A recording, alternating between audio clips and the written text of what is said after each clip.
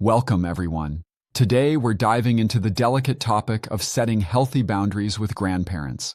It's a subject that touches on our need for support while also preserving respect in family dynamics. I'm interested, especially since, sometimes our well-meaning family members can overstep, right? Exactly. When grandparents or even in-laws get too involved with our parenting, it can feel, intrusive. We're talking about unsolicited advice, judgmental comments, and even actions like giving too many gifts or deviating from the child's schedule. Yep, that can really add to the stress, especially when you're already, juggling a million things. Right. And the first step in handling this, it's all about tuning in to your own triggers. You might feel that sudden anger or overwhelm when, say, they bring over food you wouldn't give your child. Recognizing those feelings it's like essential before you decide on any boundaries. Exactly. So once you know what triggers you, how do you go about setting your boundaries gently without causing a rift? That's the art of it all. It starts with a simple yet powerful step, communicating your needs with a gentle startup.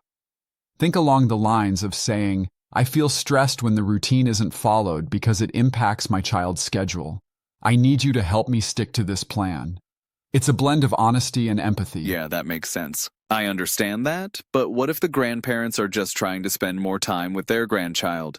I mean, can it be that they're acting out of love? Exactly, and that's a key part of the equation. We acknowledge that they might be feeling left out or craving more connection. When you outline your boundaries, you can also say something like, I really appreciate your love and involvement, and I know you just want more time, but it's important for us to follow the routine to keep things Right. balanced. So it's not just about setting limits, it's also about understanding their needs. But, isn't there a risk that being too direct could hurt their feelings? Well, that's a fair point. However, the approach is less about confrontation and more about mutual respect. It's like we're building a fence, not a wall, ensuring everyone knows their space Yeah, I while get still that. being connected. Building a fence, huh? I like that analogy. But what if the grandparents keep overstepping even after you've talked? Do you just keep talking, or is there a tipping point?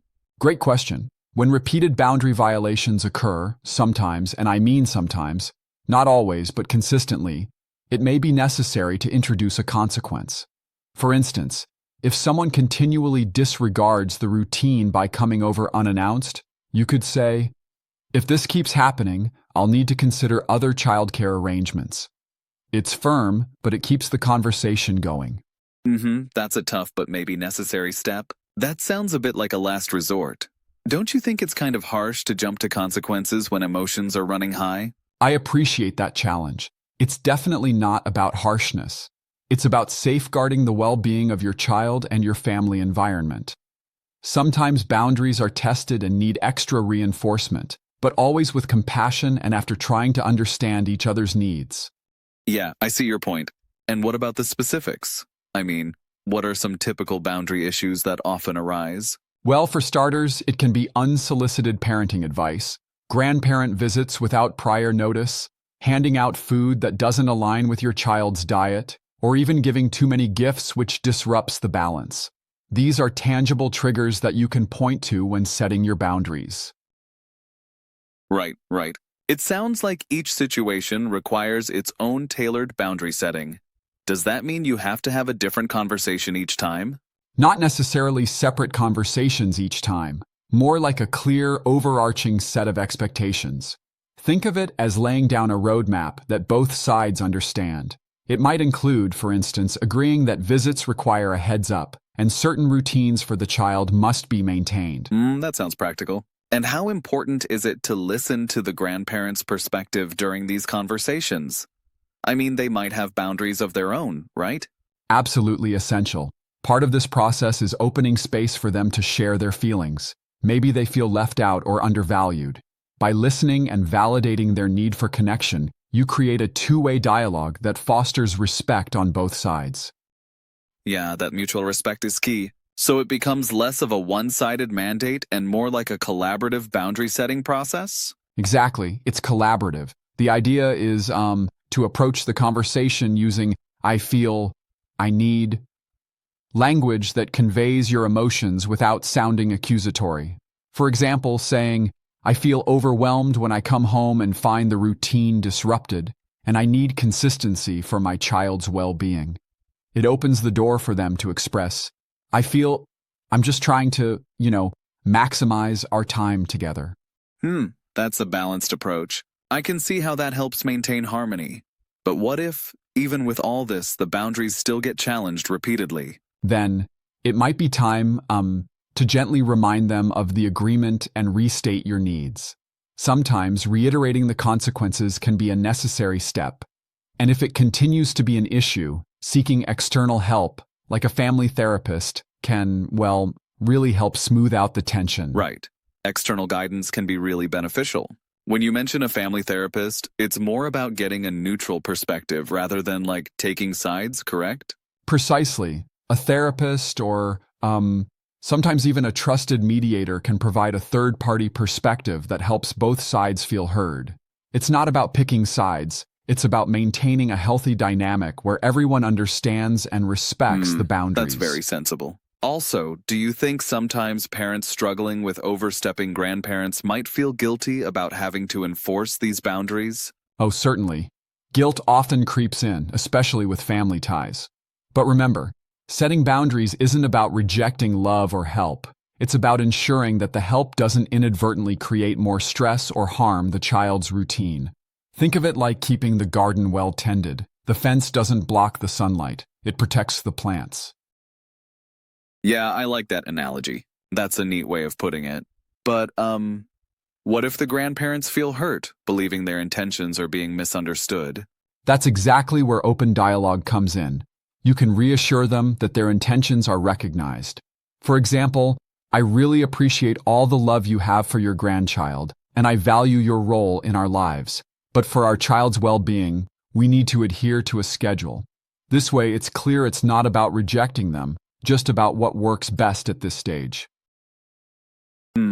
Communication truly is the bridge here. And, sometimes these conversations might need to be repeated because old habits die hard, right? Absolutely. It's like learning any new habit. Continuous reinforcement helps solidify it. There might be moments where you don't get it perfectly and react out of frustration, but that just means there's room to repair and try again. Yeah, repairing is, definitely part of the process. I guess the key takeaway is that healthy boundaries are vital for maintaining, a respectful and balanced relationship.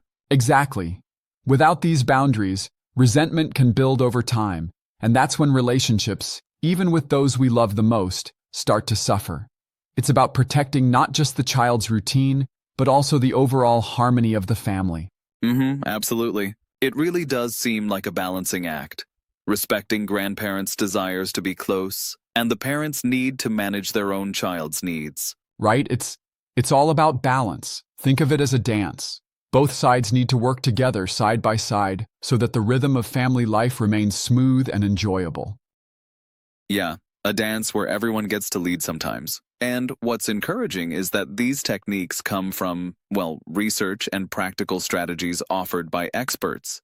It's not just theory, it's actionable advice that can, really help families navigate tough conversations. Exactly. And it's backed by frameworks like the Gottman method, which have helped countless families refine their communication skills. It offers not just guidance on setting boundaries, but also on repairing and mending any hurt that may arise along the way. That research really makes a difference. In the end, it's all about fostering a relationship where every generation, both the grandparents and the parents, feels respected, understood, and supported. Absolutely. When you take the time to understand your own triggers, communicate openly with gentle yet clear language, and remain open to your grandparents' feelings as well, your family can flourish while honoring everyone's needs. Right. That sounds like a recipe for a harmonious family life. Well, this conversation has given me a lot to think about, especially on how we can maintain love and respect, even in challenging familial dynamics. Exactly. Thanks for such an engaging discussion. Remember, healthy boundaries aren't barriers. They're the frameworks that let love flow freely. Thanks, everyone, for joining in. Here's to nurturing healthy relationships across every generation.